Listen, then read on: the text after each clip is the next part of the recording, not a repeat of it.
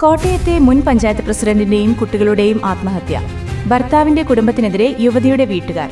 മരിക്കുന്നതിന് മുൻപ് ഭർത്തൃ വീട്ടിൽ നടന്നതാണ് ജീവനൊടുക്കാൻ കാരണമെന്നും സഹോദരൻ.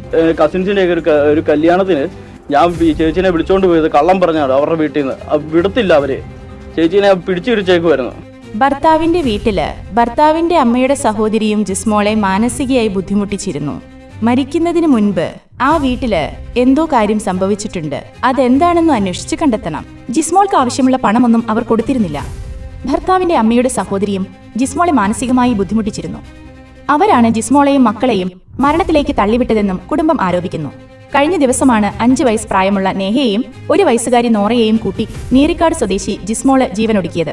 മുത്തോലി പഞ്ചായത്തിലെ മുൻ പ്രസിഡന്റാണ് മരിച്ച ജിസ്മോള്. ചില കുടുംബ പ്രശ്നങ്ങളാണ് ആത്മഹത്യക്ക് കാരണമെന്നാണ് പോലീസിന് കിട്ടിയ പ്രാഥമിക വിവരം. ഇളയ കുട്ടിയെ മൂത്ത കുട്ടി ഒഴുകി വരുന്നത് കണ്ടുകൊണ്ട് നമ്മളുടെ നാട്ടുകാരനായ ഒരു വ്യക്തി കുട്ടിയെ എടുക്കുകയും കുഞ്ഞിന് ജീവനുണ്ടെന്ന് കണ്ടുകൊണ്ട് ഉടൻ തന്നെ കാരിത്താസ് ആശുപത്രിയിലേക്ക് എത്തിക്കുകയായിരുന്നു ചെയ്തത്. തുടർന്ന് അമ്മ ആറിനക്കരെ വഞ്ചിയുടെ താഴെ കിടക്കുന്നതായിട്ട് കാണപ്പെട്ടു. കടത്ത് വള്ളത്തിൽ അമ്മയെ എടുത്തുകൊണ്ട് വന്നപ്പോൾ അമ്മയ്ക്ക് ജീവനുണ്ടായിരുന്നു. പൊടുന്നിനെ ഇളയ കുഞ്ഞ് ഒഴുകി വരുന്നത് കണ്ടുകൊണ്ട് ഇളയ കുഞ്ഞിനെയും എടുത്തു. ഇളയ കുഞ്ഞിനും ജീവനുണ്ടായിരുന്നു. 3 പേരെയും കാരിത്താസ് ഹോസ്പിറ്റലാക്കി. ഞങ്ങൾ കൗൺസിലർമാരെല്ലാവരും ഉണ്ടായിരുന്നു. കൗൺസിലർമാർ ചേർന്ന് പുറകെ പോയി. പോലീസ് വളരെ സംയോജിതമായിട്ട് തന്നെ ഏറ്റുമാനൂർ പോലീസും അയർക്കുന്നം പോലീസും ഒക്കെ ഇടപെട്ടു. പെട്ടെന്ന് തന്നെ കാരിത്താസ് ഹോസ്പിറ്റലിൽ എത്തിച്ചു. എങ്കിലും ജീവൻ രക്ഷിക്കാൻ പറ്റിയില്ല. പക്ഷേ ആത്മഹത്യയിലേക്ക് നയിക്കാനുള്ള പ്രകോപനം എന്താണെന്ന് വ്യക്തതയിട്ടില്ല.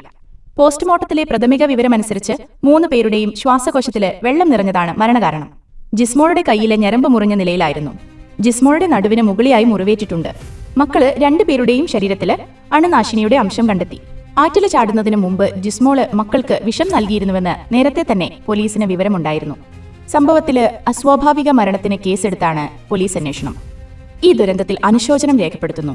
ലഭ്യമായ വിവരങ്ങൾ അനുസരിച്ച് ജിസ്മോളുടെ മരണത്തിൽ ദുരൂഹതകൾ നിഴലിക്കുന്നുണ്ട്. പോലീസ് അന്വേഷണം ശരിയായ ദിശയിൽ തന്നെയാണെന്ന് കരുതുന്നു. കൂടുതൽ വിവരങ്ങൾ ലഭ്യമല്ലെങ്കിലും ചില കാര്യങ്ങൾ ശ്രദ്ധയിൽ വെക്കേണ്ടതുണ്ട്. കുടുംബ പ്രശ്നങ്ങൾ. ഭർത്താവിന്റെ വീട്ടിൽ ജിസ്മോൾ മാനസികമായി പീഡിപ്പിക്കപ്പെട്ടിരുന്നുവെന്ന് ആരോപണമുണ്ട്. ഭർത്താവിന്റെ അമ്മയുടെ സഹോദരിയുടെ പങ്ക് അന്വേഷിക്കണം. സാമ്പത്തിക ബുദ്ധിമുട്ടുകൾ. ജിസ്മോൾക്ക് ആവശ്യമായ പണം ലഭിച്ചിരുന്നില്ലെന്നും ഇത് മാനസിക സമ്മർദ്ദത്തിന് കാരണമായിട്ടുണ്ടെന്നും പറയപ്പെടുന്നു. ഈ വിഷയത്തിൽ കൂടുതൽ അന്വേഷണം ആവശ്യമാണ്. മരണത്തിന് മുമ്പുള്ള സംഭവം. മരിക്കുന്നതിന് മുൻപ് ഭർത്താവിന്റെ വീട്ടിൽ എന്തോ ഒരു സംഭവം നടന്നിട്ടുണ്ട് എന്ന് സൂചനയുണ്ട്. അത് എന്തായിരുന്നെന്ന് കണ്ടെത്തേണ്ടതുണ്ട്. പോസ്റ്റ്മോർട്ടം റിപ്പോർട്ടിലെ വിവരങ്ങൾ അതീവ ഗൗരവമുള്ളതാണ്. കുട്ടികളുടെ ശരീരത്തിൽ വിഷാംശം കണ്ടെത്തിയത് ആത്മഹത്യ കൊലപാതകമാണെന്ന സംശയം ബലപ്പെടുത്തുന്നു. പോലീസ് അന്വേഷണം. പോലീസ് അസ്വാഭാവിക മരണത്തിന് കേസെടുത്ത് അന്വേഷണം ആരംഭിച്ചിട്ടുണ്ട്. എല്ലാ സാധ്യതകളും പരിഗണിച്ച് അന്വേഷണം നടത്തണം. ഈ കേസിൽ സത്യം പുറത്തുവരേണ്ടത് അത്യാവശ്യമാണ്. ജിസ്മോൾക്കും മക്കൾക്കും നീതി ലഭിക്കണം. ഒരിക്കലും ഒന്നും പറഞ്ഞിട്ടില്ല. ജിസ്മോളെ എന്നാ ഉണ്ടെന്ന് ചോദിച്ചു കഴിഞ്ഞാൽ സുഖ ചേച്ചി എന്നൊരു വാക്ക് മാത്രമേ അവളെ പറയാനുള്ളൂ. നല്ല ചിരിച്ചുകൊണ്ട് സംസാരിക്കുന്ന ഒരാളാണ്. ഒരിക്കലും ഒരു നെഗറ്റീവ് ചേട്ടായി എന്ന് പറഞ്ഞാൽ അവൾ അത്രയും താല്പര്യത്തോടു കൂടിയാണ് പറഞ്ഞുകൊണ്ടിരുന്നത്. പക്ഷേ മനസ്സിനകത്ത് എന്തെങ്കിലുമൊക്കെ വിഷമം ഉണ്ടെങ്കിൽ അത് പറയാനായിട്ട് മടിച്ചിരുന്നിരിക്കും. അത് അന്വേഷിച്ച് തന്നെ അറിയണം. കുറ്റമറ്റ രീതിയിൽ അന്വേഷണം നടത്തണം. കുറ്റക്കാരാരായാലും അവർ ശിക്ഷിക്കപ്പെടണം. അത് തന്നെ നമുക്കും പറയാനുള്ളൂ.